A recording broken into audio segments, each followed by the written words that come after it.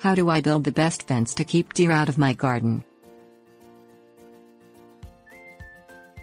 Deer eat a wide variety of plants, including flowering specimens, vegetables, shrubs and trees.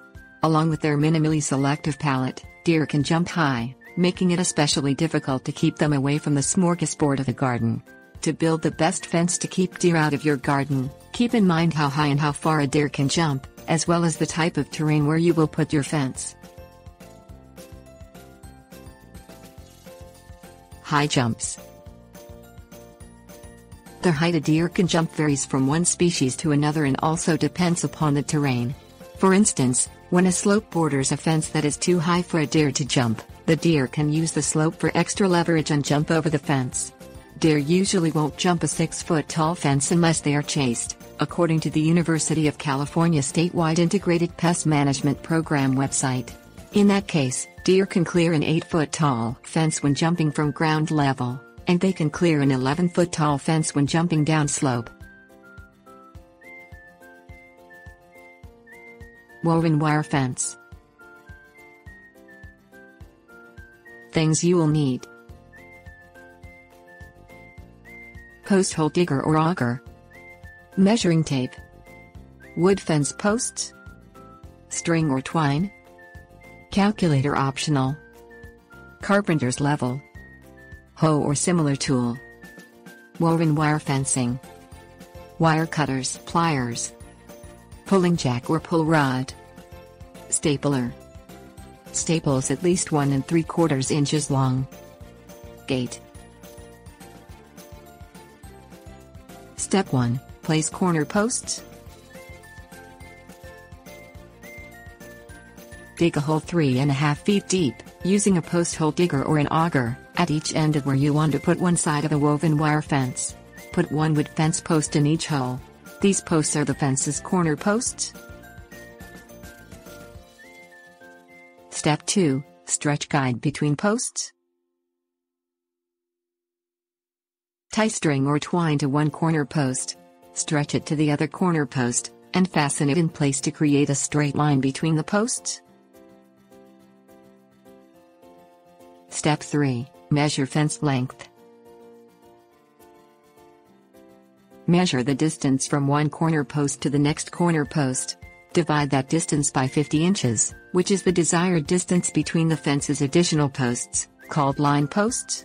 If the distance between corner posts doesn't allow for exactly 50-inch spacing between line posts, then reduce the spacing between the line posts so they will be spaced evenly along the fence. If, for instance, the distance between corner posts is 26 feet, multiply 26 by 12 to convert feet to inches. The result is 312. Divide 312 by 50, which results in 6.24.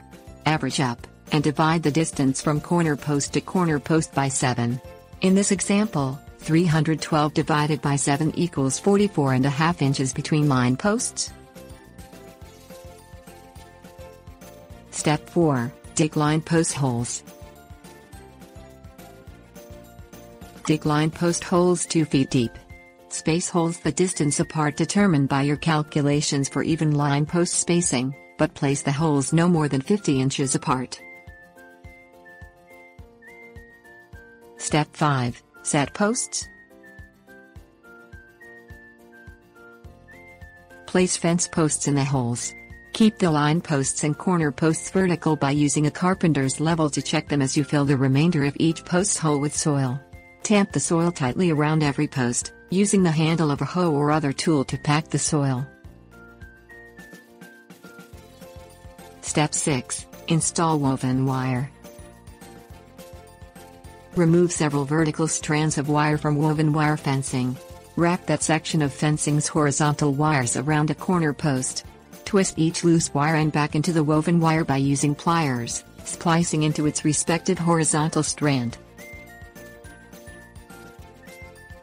Step 7. Stretch wire.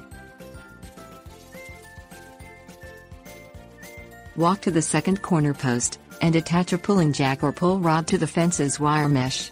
Weave the rod through the wire. Attach the puller, and apply tension. Pull the wire tight enough to straighten the woven wire's tension curves the little curved sections in the horizontal wire by 1/3. Step 8. Fasten wire to posts. Staple woven wire fencing in place using staples at least 1 3/4 inches long. Leave wiggle room when stapling wires to the posts, allowing for expansion or contraction of the fence during various weather conditions. Tip: drive staples at a 45-degree angle from side to side into the posts and at a downward angle, as opposed to straight into the posts. Step 9. Complete each fence side. Complete each fence side in the same manner that you made the first side, with the exception of the gate side.